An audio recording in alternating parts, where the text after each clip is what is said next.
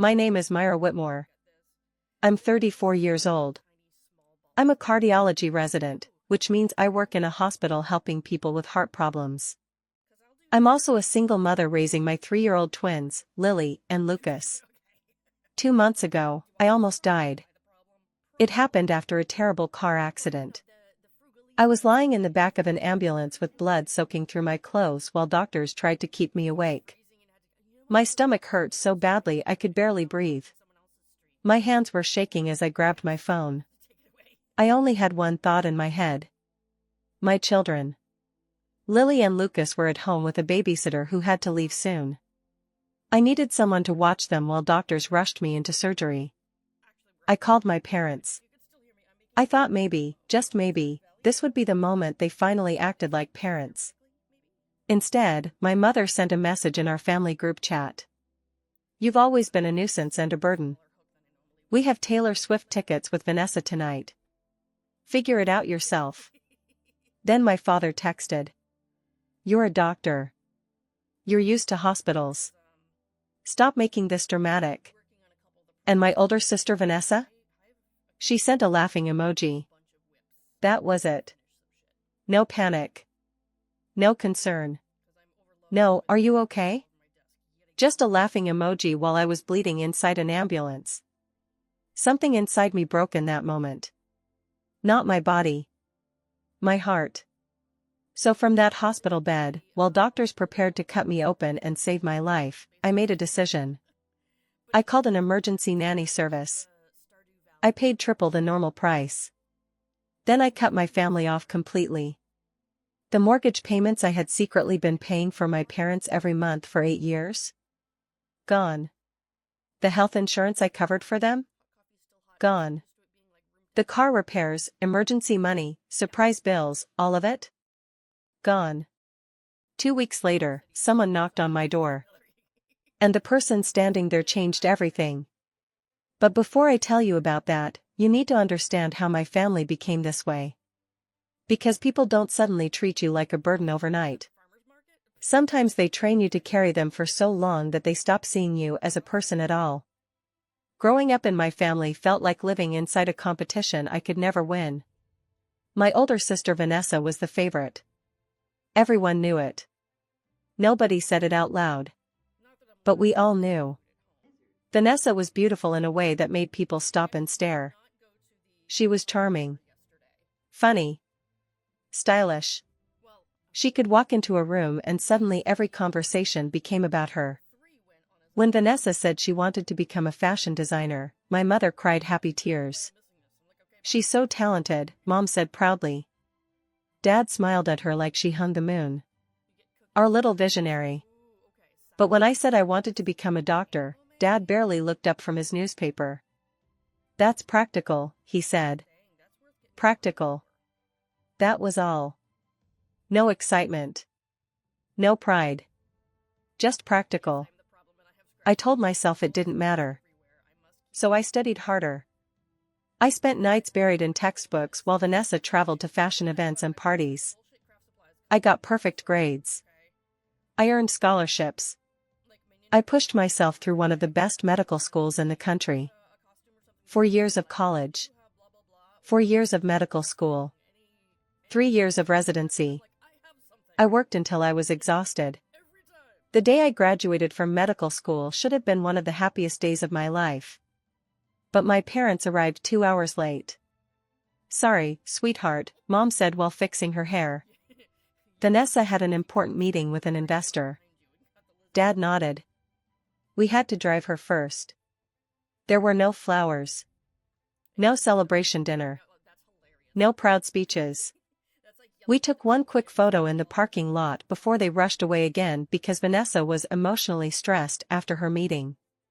Meanwhile, 3 years earlier, the entire family had flown to New York for Vanessa's first fashion show. 5-star hotel. Front row seats. Fancy dinners. Dad posted 17 pictures online calling her our talented girl.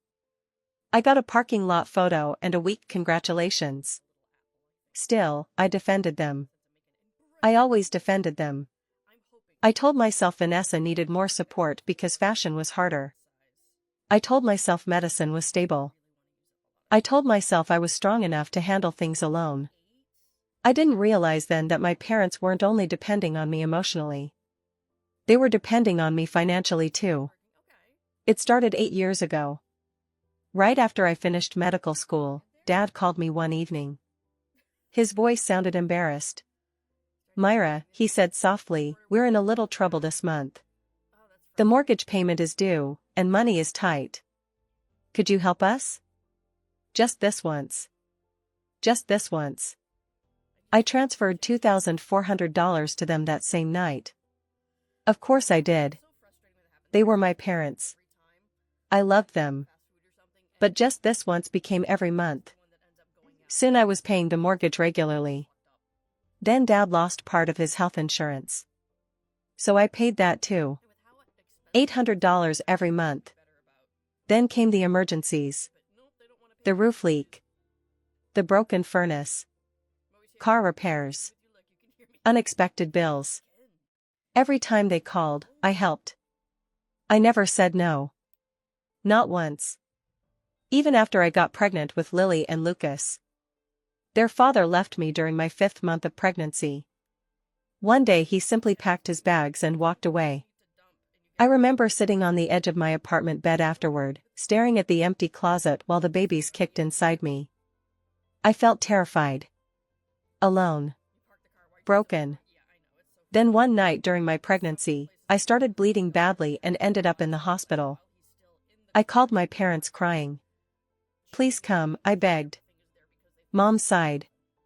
"Oh honey, we wish we could, but Vanessa is very stressed after her Milan fashion show. She needs us right now." They never came. Not during the pregnancy. Not during the birth.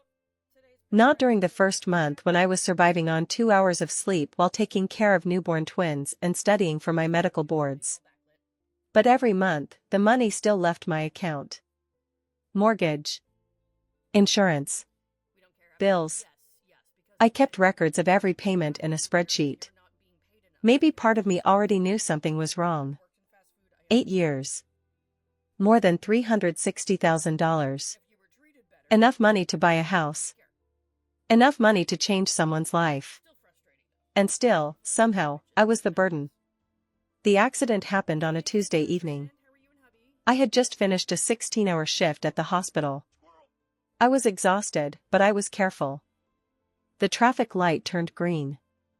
I drove into the intersection. Then suddenly. Headlights. A truck racing through a red light. The crash exploded around me. Glass shattered. Metal screamed. The side of my car folded inward. Then everything went black. When I woke up, I was inside an ambulance. Pain burned through my stomach. Someone was calling my name. "Myra.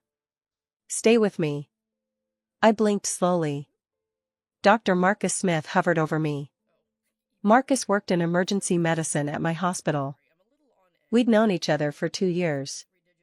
"Marcus," I whispered weakly. "You were in an accident," he said carefully. "You have internal bleeding. We're taking you to surgery." Surgery. My heart jumped. "My kids," I gasped. "They're with the babysitter. She leaves at 8. Marcus checked his watch. "It's 7:15. 45 minutes. That was all I had. 45 minutes to find someone to care for my children before doctors opened my body to save my life. My fingers shook as I called my parents. Dad answered after 4 rings. "We're about to leave," he said impatiently. "What is it?" "Dad, please." I could barely breathe. "I'm hurt. I need surgery. Can you and Mom watch Lily and Lucas for a few hours?" Silence. Then muffled voices. I heard my mother complaining in the background. I heard Vanessa laughing. Then the call ended. A moment later, the text arrived. The message that changed everything. I stared at it again and again. Nuisance. Burden. Figure it out yourself. My chest hurt worse than my injuries. Marcus noticed my face. What happened? He asked quietly. I couldn't answer. I just whispered, can I borrow your phone? He handed it to me immediately. I searched for emergency nanny services. I found one with 24-hour availability. I explained everything quickly. Yes, I'll pay extra. Yes, send someone immediately. Yes, contact the babysitter for instructions. 4 minutes later, my children were safe. Marcus looked at me carefully as I handed his phone back. Can you screenshot those messages for me? I asked. His expression darkened. Yeah, he said softly. I can. Then the ambulance doors opened. Bright hospital lights flooded inside. And while nurses rushed me toward surgery, I made the easiest decision of my life. I was done. The surgery lasted 4 hours. My spleen had ruptured. Doctors said if I had arrived a little later, I might not have survived. I stayed in the hospital for 5 days. 5 long days filled with pain medicine, machines beeping beside me, and nurses checking my blood pressure every few hours. My parents never called. Not once. No flowers. No apology. Nothing. But the nanny service sent me updates every day. Pictures of Lily drawing with crayons. Lucas eating pancakes. Little messages saying the twins were safe. Strangers cared more about me than my own family. On the 3rd day, I asked for my laptop. The nurse frowned. You should be resting. I need to handle something, I told her. I opened my banking app. 8 years of payments stared back at me. So many transfers. So much money. I canceled every automatic payment. The mortgage. The insurance. Everything. Then I blocked my mother's number. My father's. Vanessa's. I expected to cry. But instead, I felt lighter. Like I had finally put down something heavy after carrying it for years. Marcus visited later that afternoon. He brought coffee. He sat beside my bed quietly. How are you feeling? He asked. For the first time in years, I answered honestly. Better. He studied me for a moment. Then he nodded like he understood exactly what I meant. 2 weeks later, I was finally home. I still moved slowly because of the surgery. My stomach ached if I stood too long. But I was alive. That Saturday morning, I was making pancakes for Lily and Lucas. Butter melted in the pan. Maple syrup filled the kitchen with sweetness. Lucas tried stacking toy blocks while Lily knocked them down and giggled. Then someone knocked on the front door. 3 sharp knocks. My heart jumped immediately. I thought it might be my parents. I wasn't ready to face them. I looked through the peephole. And froze. Standing outside was my grandfather. Thomas Carver. 70 years old. Silver hair. Sharp blue eyes. For 40 years he had been a federal judge. Even in retirement, he still carried himself with quiet authority. I hadn't seen him in almost 3 years. Every time I tried to visit, my parents always had excuses. Too busy. Too inconvenient. Too far. The moment I opened the door, Grandpa pulled me into a tight hug. Myra, he whispered roughly. Let me look at you. He stepped back and examined my face carefully. Then he noticed the way I held my stomach protectively. His jaw tightened. I know everything, he said quietly. I blinked. What? Eleanor told me. Aunt Eleanor. My mother's younger sister. The only person in the family who had ever questioned how I was treated. Grandpa sat at my kitchen table while Lily and Lucas showed him their toys. He laughed with them easily. The twins loved him immediately. They remind me of you, he said softly. Same stubborn little face. I handed him coffee. How did you find out? I asked. Eleanor called me the night of the accident. His eyes darkened. I've watched this family for years, Myra. I saw the favoritism. I saw the way your parents used you. I stared down at my coffee cup. I thought maybe I was imagining it. You weren't. His voice was firm. I spent 40 years listening to lies in courtrooms. I know exploitation when I see it. Then he leaned closer. Do you still have proof of the money you gave them? Yes. Good. He reached into his jacket and handed me an invitation. His 70th birthday party. The whole family will be there, he said. And I think it's time the truth finally comes out. My stomach twisted.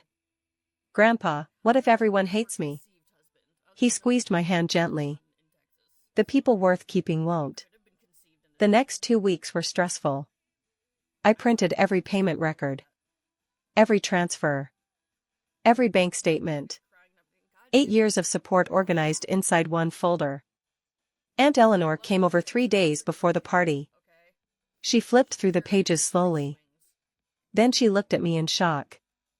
Myra, this is over $360,000. I nodded. Her eyes filled with anger. And they called you a burden? I don't want to destroy the family, I whispered. You're not destroying anything, she said firmly. You're exposing the truth. That same evening, a cousin texted me. Vanessa's telling everyone you've been unstable since the accident. I stared at the message quietly. Of course she was. They were preparing the family before the party even started. Painting me as dramatic. Emotional. Crazy. I almost laughed.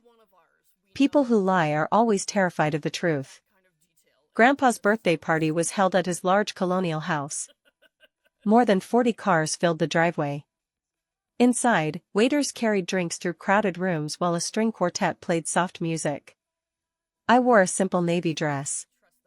Nothing flashy. I wasn't there for attention. I was there because I was finally done hiding. The moment my parents saw me, their smiles disappeared. Then Vanessa approached. She wore an expensive designer dress and the same perfect smile she always used in public. Oh, Myra, she said sweetly while kissing the air near my cheek. We heard about your little accident. You seem okay now. I stared at her. A ruptured spleen and internal bleeding isn't little. Her smile twitched. Mom said it was minor. Mom wasn't there.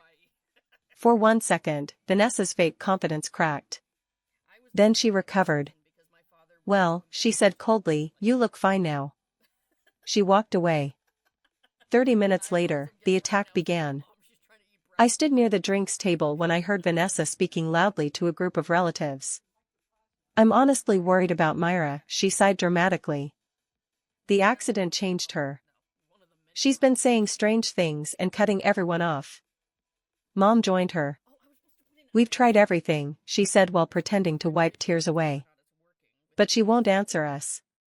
I think she's having some kind of breakdown. Several relatives looked toward me with pity. Poor Myra. Poor confused girl. I stayed silent. Aunt Eleanor stepped beside me. They've been spreading this story all week, she whispered angrily. I know. Across the room, Grandpa watched everything carefully. Then suddenly someone tapped a glass. The room fell quiet. Grandpa stood slowly. Before we continue celebrating, he announced calmly, there are some things I'd like to discuss. The air in the room changed immediately. Dad stepped forward quickly. Before you do that, he interrupted, the family should understand that Myra has been emotionally struggling since her accident. Mom nodded sadly. She's been spreading hurtful lies about us. Dad placed a hand over his heart. We've only ever wanted the best for her. Vanessa added softly, she even claims we abandoned her during her accident, which simply isn't true. Murmurs spread around the room. I felt everyone staring at me. My throat tightened. Then Grandpa spoke. Are you finished, Richard? Dad froze. The calmness in Grandpa's voice was somehow more frightening than shouting. The family deserves the truth, Grandpa continued. And I intend to give it to them. He walked to the center of the room slowly. Richard, he said, who has been paying the mortgage on your house for the past 8 years? Dad's face turned pale. What? Your mortgage, Grandpa repeated calmly. Who has been paying it? We pay our own bills, Dad snapped. Grandpa opened the folder. Interesting, he said. Because I have records showing 96 consecutive payments from Myra's bank account directly to your mortgage company. Gasps filled the room. Mom grabbed Dad's arm. That's not. Grandpa raised a hand. I'm only discussing facts. Then he started reading numbers aloud. Mortgage payments, $230,400. Silence. Health insurance premiums, $76,800. Several relatives stared at my parents in disbelief. Emergency expenses and repairs, approximately $45,000. He closed the folder gently. Total support from Myra over 8 years, $364,200. The room exploded with whispers. Oh my God. Are you serious? She paid for everything? Mom's face crumpled. She offered. No one forced her. Dad added desperately. Grandpa's eyes hardened. No one said you forced her. But tell me something. How many times did you thank her? Silence. How many times did you support her during difficult moments? Still silence. How many times did you show up for your daughter? Mom burst into tears. Dad looked completely lost. We thought she was okay, he whispered weakly. She always handled everything. She handled everything because she had no choice, Grandpa replied. Then his face became even colder. There's one more thing the family should hear. He pulled out his phone. 2 months ago, Myra was bleeding internally inside an ambulance. She called her parents because she needed someone to watch her children before emergency surgery. The room became perfectly silent. Grandpa adjusted his glasses. This was the response. Then he read the text message out loud. Every word. Nuisance. Burden. Figure it out yourself. Shock crashed through the room. One aunt covered her mouth. A cousin whispered, "That's horrible."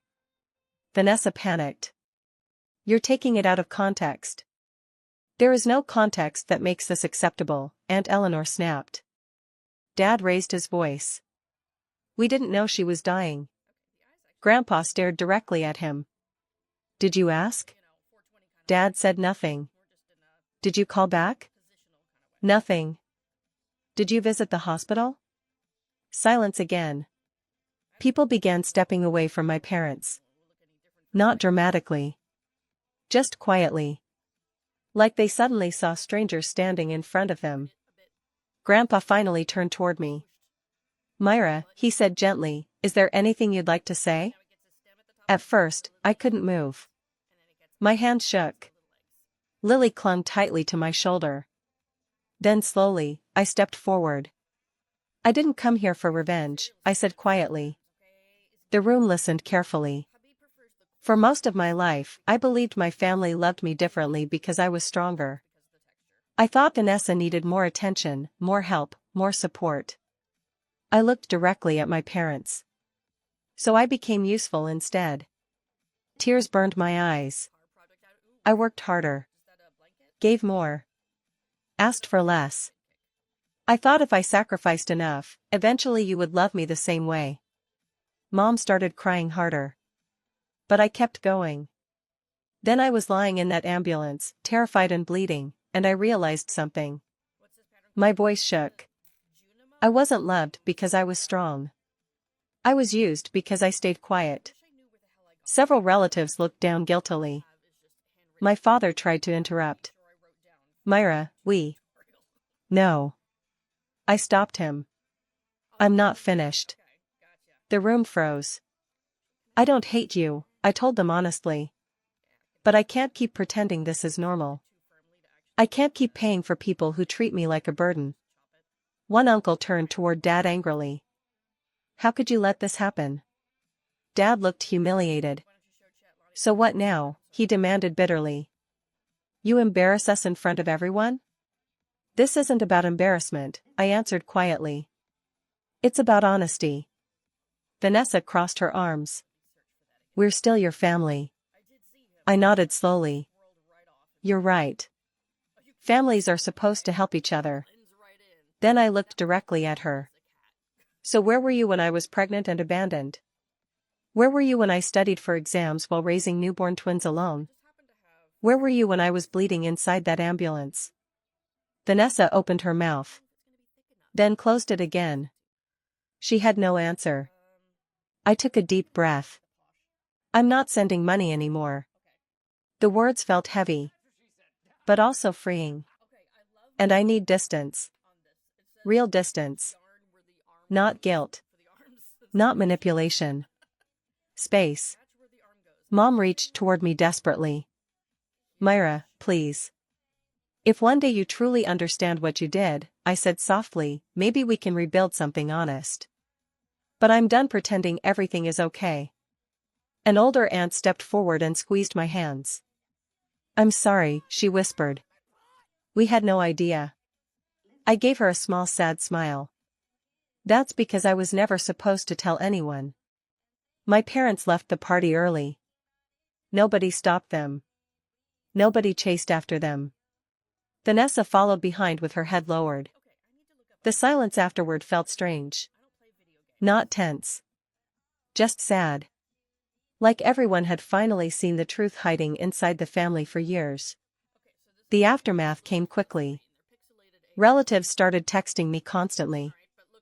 Some apologized. Some admitted they always believed Vanessa's version of events. Others confessed they never realized how much pressure I carried. The family group chat disappeared completely. Then invitations slowly stopped reaching my parents. Birthday dinners. Holiday gatherings. Family brunches. No one announced it officially. People simply stopped wanting them there. A few weeks later, Mom called me from a different phone number. I let it go to voicemail. Myra, she cried, please talk to us. This has gone too far.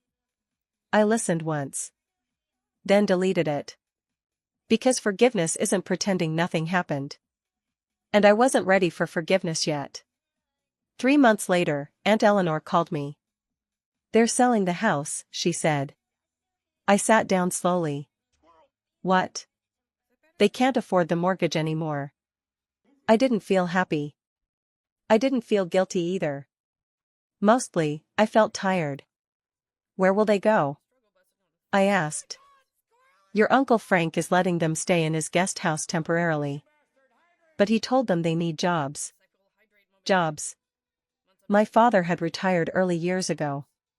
My mother never worked outside the home. They had built their entire life around my money without even realizing how dependent they had become. What about Vanessa? I asked. Eleanor sighed. She lost a major fashion contract after people heard what happened at the party. Apparently reputation matters. That night, I opened my banking app again. The money that used to go toward my parents now went into college savings accounts for Lily and Lucas. My children would never feel responsible for carrying other people. 6 months after the party, my phone rang one evening. Unknown number. Normally I would ignore it. But something told me to answer. Myra? Vanessa. Her voice sounded smaller than I had ever heard it before. Please don't hang up. I stayed quiet. I'm sorry, she whispered. Real tears filled her voice. I'm sorry for all of it. For the way I treated you. For laughing at that message when you were hurt. I closed my eyes. When you were dying, she whispered shakily, I laughed. I can't stop thinking about it. Neither of us spoke for a moment. Then she continued. I didn't know about all the money. Not everything. I knew Mom and Dad struggled sometimes, but I never asked questions because I liked being the favorite. Her laugh sounded bitter. I liked that life was easy for me. And now? I asked softly. Now nothing is easy. I heard pain in her voice. Real pain. I'm not asking for money, she said quickly. And I know you don't owe me forgiveness. I just needed you to know that I finally see it. I see what they did. I see what I became. I took a slow breath. Then build a better life from here. She started crying quietly. I'm trying. Good. Then we hung up. And for the first time in a very long time, I felt something unexpected. Hope. 1 year after the accident, my life looked completely different. The twins and I moved into a smaller apartment closer to the hospital. 2 bedrooms. 1 bathroom. A tiny kitchen. Nothing fancy. But it felt peaceful. Safe. Mine. Every month, money went toward our future instead of disappearing into endless family demands. Lily and Lucas were happy. Grandpa Thomas became a huge part of our lives. Every Sunday he picked the twins up for adventures. The zoo. The park. Ice cream before dinner. They're wonderful children, he told me one afternoon. You're raising them with love instead of guilt. That matters. Aunt Eleanor became one of my closest friends. She helped me understand something important. Boundaries are not cruelty. Saying no is not betrayal. Protecting yourself does not make you selfish. As for my parents, I heard small updates through relatives. Dad worked part-time at a hardware store. Mom did bookkeeping for a church. They were surviving. Some days I wondered if they missed me. If they regretted everything. If they finally understood what they lost. But those questions no longer controlled my life. For 34 years, I believed love had to be earned. I thought if I gave enough money, enough energy, enough sacrifice, eventually people would choose me. But real love doesn't work that way. Real love doesn't keep score.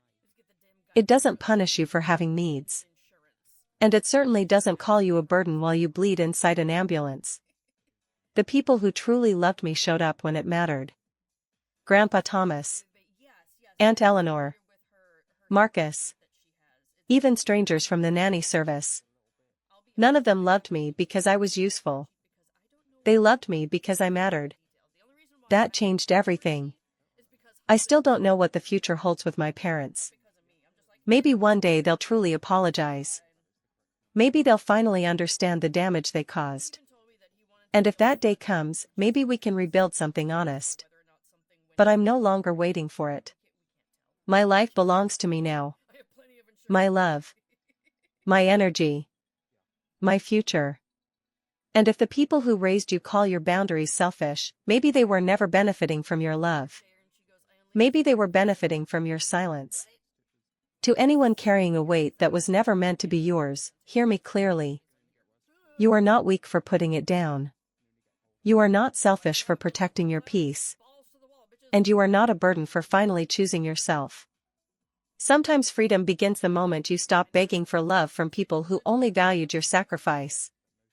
And sometimes the bravest thing you can do is walk away. I almost died before I learned that lesson. But now? I'm finally living. If this story moved you, don't forget to like the video and subscribe to the channel for more real-life stories like this. And tell me in the comments, what would you have done in my place?